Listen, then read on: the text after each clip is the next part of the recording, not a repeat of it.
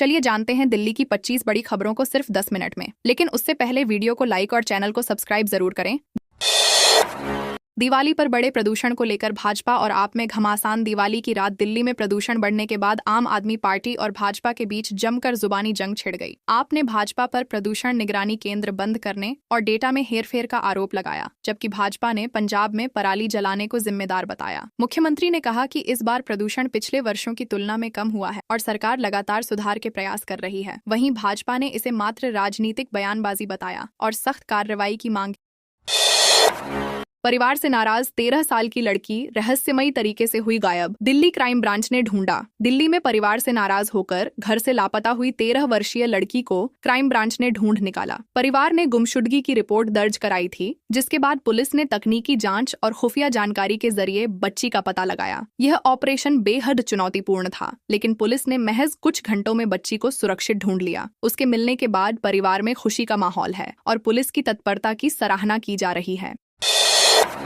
Google, Dainik Jagran और विश्वास news का डिजिकवच वेबिनार। वरिष्ठ नागरिकों के लिए डिजिटल सुरक्षा पहल। दिल्ली एनसीआर में गूगल, दैनिक जागरण और विश्वास न्यूज द्वारा वरिष्ठ नागरिकों के लिए डिजिकवच नामक डिजिटल सुरक्षा वेबिनार आयोजित किया गया। कार्यक्रम का उद्देश्य बुजुर्गों को ऑनलाइन धोखाधड़ी और साइबर ठगी से बचाने के उपाय सिखाना था। साइबर विशेषज्ञों ने मजबूत पासवर्ड बनाने, संदिग्ध लिंक से दूर रहने और डेटा सुरक्षा के महत्व पर जानकारी दी। इस पहल की वरिष्ठ नागरिकों ने सराहना करते हुए इसे उपयोगी बताया। दिल्ली में यमुना किनारे बन रहे 17 मॉडल छठ घाट। 200 से अधिक स्थानों पर सांस्कृतिक आयोजन। दिल्ली सरकार ने छठ पूजा को लेकर बड़ी तैयारियां शुरू की हैं। मुख्यमंत्री रेखा गुप्ता ने बताया कि यमुना किनारे 17 मॉडल छठ घाट बनाए जा रहे हैं और श्रद्धालुओं पर दर्ज पुराने एफआईआर वापस लिए जाएंगे। इस बार 1000 से अधिक छठ स्थलों पर टेंट, बिजली, पानी और स्वच्छता की बेहतर व्यवस्था होगी। साथ ही 200 से अधिक स्थानों पर सांस्कृतिक कार्यक्रम आयोजित होंगे। श्रद्धालुओं के लिए चाय, पानी और मेडिकल सहायता की सुविधाएं भी रहेंगी। संतान की चाह में महिला ने किया 4 साल के बच्चे का अपहरण। पुलिस ने 3 घंटे में बरामद किया। दिल्ली में एक महिला ने संतान की चाहत में अस्पताल से 4 साल के बच्चे का अपहरण कर लिया। परिवार के शोर मचाने पर पुलिस तुरंत हरकत में आई और तकनीकी जांच के जरिए महिला को 3 घंटे में पकड़ लिया। आरोपी से पूछताछ में सामने आया कि वह वर्षों से संतानहीन थी और मानसिक तनाव में यह कदम उठा बैठी। बच्चे को सुरक्षित परिजनों के हवाले कर दिया गया है। पुलिस ने आरोपी महिला को गिरफ्तार कर लिया है।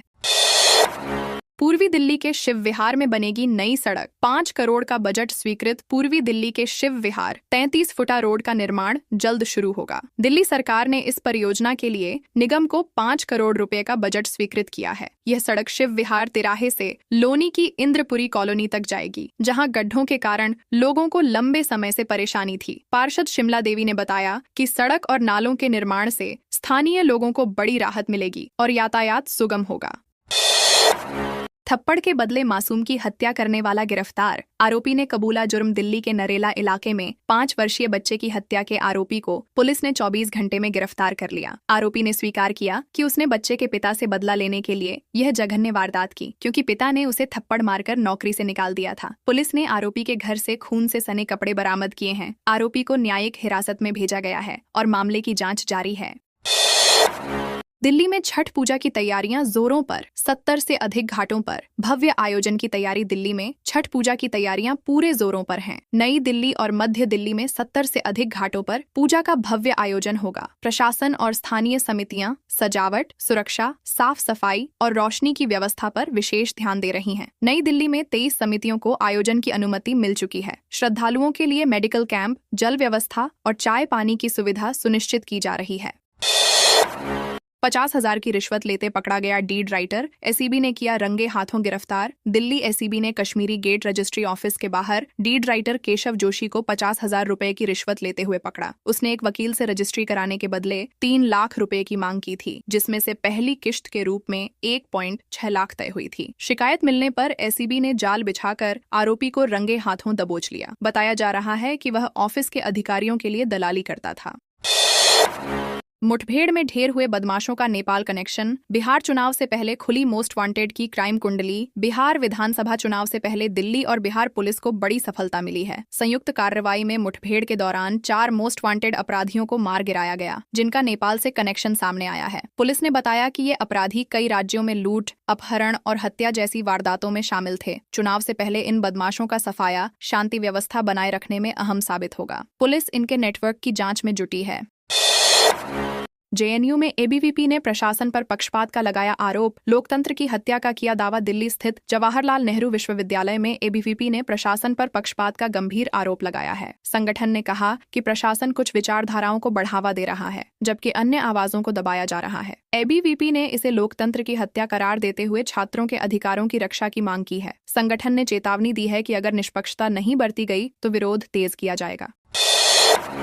बिहार चुनाव और छठ को देखते हुए रेलवे अलर्ट, दिल्ली से 17 और ट्रेनें होंगी रवाना। बिहार विधानसभा चुनाव और छठ पर्व को देखते हुए रेलवे ने दिल्ली से बिहार के लिए 17 अतिरिक्त ट्रेनें चलाने की घोषणा की है। रेलवे ने बताया कि यात्रियों की सुविधा और सुरक्षा को ध्यान में रखते हुए यह कदम उठाया गया है। स्टेशनों पर भीड़ नियंत्रण के लिए आर्टिफिशियल इंटेलिजेंस सिस्टम लगाया जाएगा। सुरक्षा बलों की तैनाती बढ़ा दी गई है और यात्रियों से सतर्क रहने की अपील की गई है।